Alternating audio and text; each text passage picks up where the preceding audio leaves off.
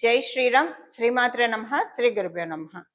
2026 సంవత్సరం ఆగస్టు నెలలో గోచారంలో ఉన్న గ్రహస్థితులు, అలాగే గ్రహస్థితులను అనుసరించి ద్వాదశ రాశుల వాళ్ళకి, ద్వాదశ లగ్నాల వాళ్ళకి ఎలాంటి ఫలితాలు ఉండబోతున్నాయి, గోచారంలో ఏమన్నా విశేష అంశాలు సూచిస్తున్నాయా, గోచారంలో ఉన్న గ్రహగతులు, గ్రహ గమనాలు ద్వాదశ రాశుల వాళ్ళకి ఎలాంటి విశేష అంశాలను ఇస్తున్నాయి, శుభత్వాన్ని ఇస్తున్నాయి, ఇందులో అన్న జాగ్రత్తలు సూచిస్తున్నాయా, ఏమన్నా మార్పులు సూచిస్తున్నాయా, అలాగే గోచర గ్రహస్థితులతో పాటు వాటికి చేసుకోవాల్సిన పరిహారాలతో పాటు మనం అన్ని సహితంగా ఇప్పుడు మాట్లాడుకుందాము.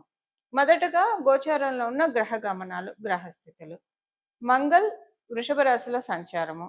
మొదటి 2 రోజులు వృషభ రాశిలో సంచారం చేస్తున్న మంగళ్ 3వ తారీఖు నుంచి, ఆగస్టు 3వ తారీఖు నుంచి మిథున రాశిలో మంగళ సంచారం ఉంటుంది.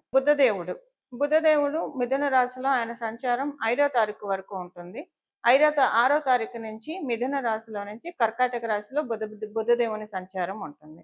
కర్కాటక రాశిలో రవి బుధ గురుల సంచారము, రవి గురుల సంచారము మొదటి నుంచి ఉంది, స్టార్టింగ్ నుంచి. బుధదేవుడు 6వ తారీఖు నుంచి కర్కాటక రాశిలో సంచారం ఉంటుంది.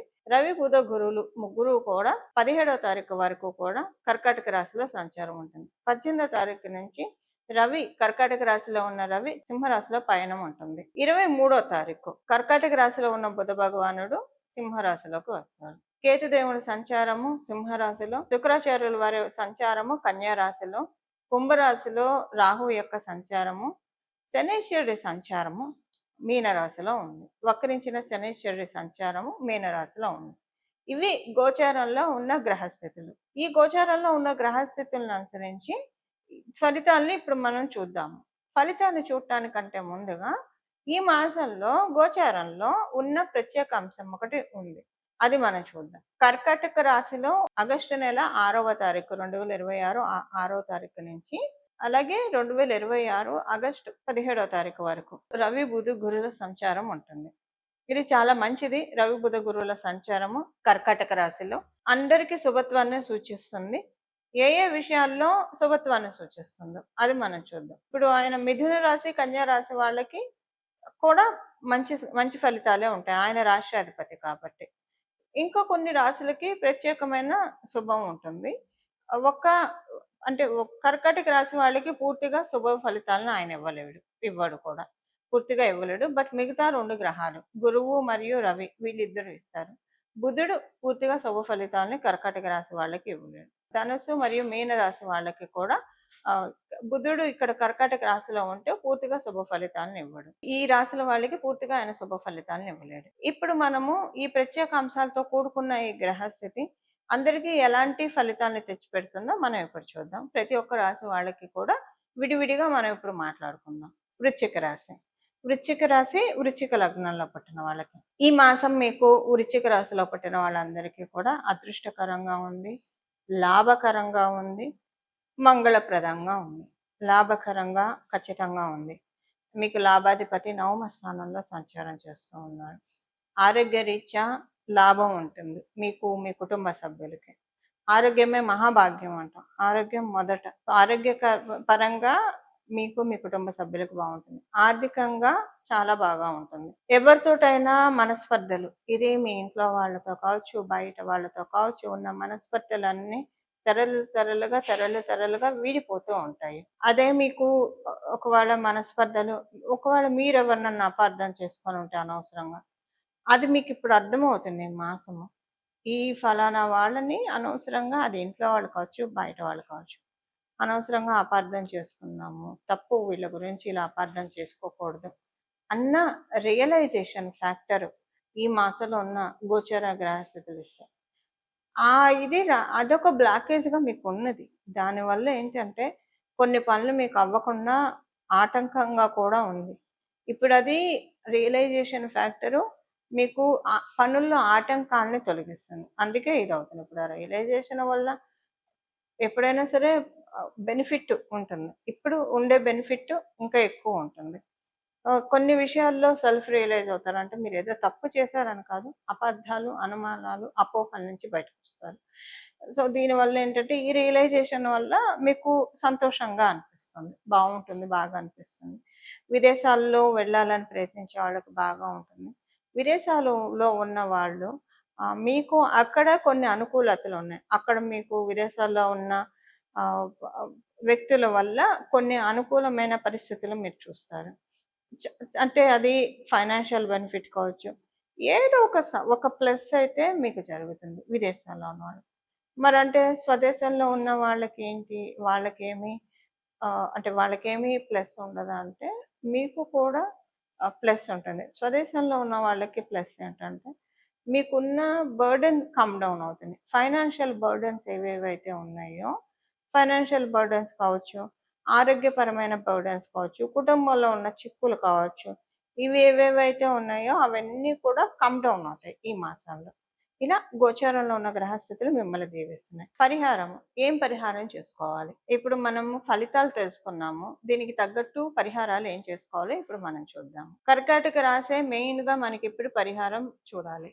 కర్కాటక రాశిలో 3 గ్రహాల సంచారము మాక్సిమం ఒక 10 డేస్ వ్యవధి 10 డేస్‌లో ఉంటుంది. 10 డేస్ వరకు ఉంటుంది కాబట్టి మేజర్ ఇంపాక్ట్ ద్వాదశ రాశుల వాళ్ళకి, ద్వాదశ లగ్నాల వాళ్ళకి ఇది చాలా ఎక్కువగా ఉంటుంది. ఒక 2, 3 గ్రహాలు, ఒకటి కన్నా ఎక్కువ గ్రహాలు ఏదైనా రాశిలో ఉంటే, ఆ రాశి దేన్ని సిగ్నిఫై చేస్తుందో మన జన్మ జాతకంలో, దాని ప్రభావము వల్ల శుభ ఫలితాలు కావచ్చు, అశుభ ఫలితాలు కావచ్చు. ఎవరికైనా వస్తాయి. మనకు వస్తాయి. అయితే శుభ ఫలితాలైతే ఓకే. అశుభ ఫలితాలను తగ్గించుకోవడానికి. ఇప్పుడు శుభ ఫలితాలైనా సరే ఉన్న వాటిల్ని కమ్ డౌన్ ఉన్న శుభ ఫలితాలైనా సరే ఒకవేళ తీసుకోలేని స్థితిలో ఉంటే తీసుకోగలగడానికి చేయాల్సిన పరిహారం వచ్చేసేసి ఈ మాసం మొత్తం కూడా ఆగస్టు 1 మొదలుకొని ఆగస్టు చివరి వరకు కూడా ద్వాదశ రాశుల వాళ్ళు అలాగే ద్వాదశ లగ్నాల వాళ్ళు లలితా చాలీసా చదువుకోవడం. మనకి గోచారంలో కర్కాటక రాశి అంటేనే చతుర్థ స్థానం. చతుర్థ స్థానం మాతృస్థానం, మాతృవడి. అందువల్ల జగన్మాత యొక్క కృపా కటాక్షాలని అందుకోవడానికి ఇది చాలా చక్కటి శుభ సమయం. ఈ సమయంలో బాలా త్రిపుర సుందరి అమ్మవారి ఆరాధన అత్యంత శుభ ఫలితాలను అందిస్తుంది. అమ్మవారిని ఎప్పుడైనా బాల రూపంలో మనం పూజిస్తే విశేషంగా అనుగ్రహిస్తుంది. త్వరితంగా కూడా వరాల్ని మనకి అనుగ్రహిస్తుంది. బుధుడు కాబట్టి ఇక్కడ ఉన్నది బుధుడు కాబట్టి బాల రూపంలో అమ్మవారిని ఆరాధన చేయొచ్చు. గురు భగవానుడు కూడా ఉన్నాడు కాబట్టి మీరు జగన్మాతగా కూడా అమ్మవారిని అర్చించవచ్చు. మీ చాయిసెస్ని బట్టి మీరు చేసుకోవచ్చు. అమ్మవారి ఆరాధన లలితా చాలీసా చదవండి, చాలా బాగుంటుంది. ఒకవేళ చదవలేకపోతే వినండి కనీసము. చాలా మంచి ఫలితాలు మీరు చూస్తారు. ఈ లలిత చాలీసా చదువుతూ ఉంటే చదివిన రోజే మీకు ఒక న్యూ ఎనర్జీ అనిపిస్తుంది. చాలా బాగా ఉంటుంది.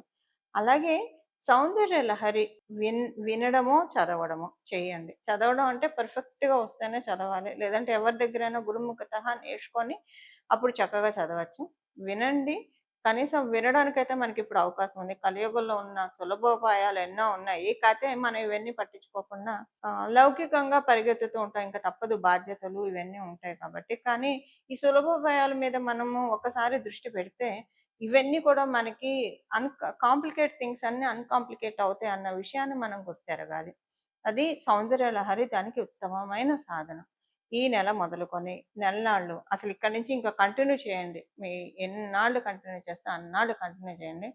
సౌందర్య లహరి దాంతోపాటు అమ్మవారిని పూజించినప్పుడు మరి అయ్యవారిని కూడా పూజించాలి కదా. అందులో కర్కాటక రాశిలో ఉచ్చ స్థానంలో గురుడు ఉన్నాడు. గురుడు అంటేనే శివుడు అని చెప్తుంది మనకి జ్యోతిష శాస్త్రం. మరి ఆ స్వామివారిని కూడా పూజించాలి కదా, అందుకని శివానంద లహరి.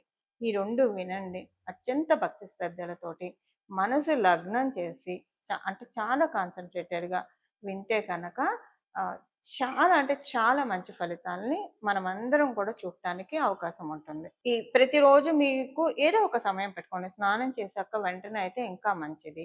వినడమే కాబట్టి చదవడం కాదు కాబట్టి కొంచెం శుచులయ్యి కాళ్ళు చేతులు కడుక్కొని బయటికి వెళ్ళి వస్తే బట్టలు మార్చుకొని, కుదిరితే మీరు స్నానం చేయండి, లేదా బట్టలు మార్చుకొని ఉతికిన బట్టలు కట్టుకొని కాళ్ళు చేతులు మొహం శుభ్రంగా కడుక్కొని కూర్చొని బొట్టు పెట్టుకొని నుదుటన వినండి. చాలా అంటే చాలా మంచి ఫలితాలు వస్తాయి. కుదిరిన వాళ్ళు అంటే పొద్దున్నే ఉద్యోగం, పరుగులు, వ్యాపారము, పరుగులు ఇలా కొంచెం అలా ఉన్నా మేము మేనేజ్ చేసుకోగలుగుతాం అనుకున్న వాళ్ళు పొద్దున్నే స్నానం చేసిన వెంటనే వినండి. రోజుకొక శ్లోకం వినండి. భక్తి శ్రద్ధలతో వినండి. చాలు. మీకెంత కుదిరితే అంత అసలు వినడానికి ప్రయత్నించండి. దీంతో ఎంతో మంచి మార్పులు మీరు చూస్తారు.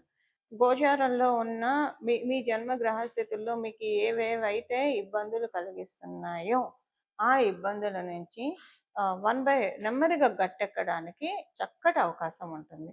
ఇది ఈ ఈ మాసం చేసుకోవాల్సిన గోచర గ్రహస్థితుల రీత్యా చేసుకోవాల్సిన పరిహారము. ఇలా మనందరం కూడా జగన్మాత మరియు మహాదేవుడు ఆశీస్సుల్ని పరిపూర్తిగా అందుకోవాలని చెప్పి ప్రతిరోజు విష్ణు సహస్రనామం పారాయణం చేస్తే చాలా మంచి ఫలితాలు వస్తాయి.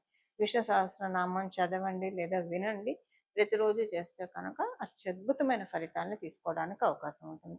ఇలా మనం అందరం కూడా భగవంతుడి కృపా కటాక్షాలకి పాత్రలం అవ్వాలని చెప్పి మనందరి తరఫున మనస్ఫూర్తిగా శరణు వేడుకుంటూ మంగళం. నమో భగవతే వాసుదేవాయ.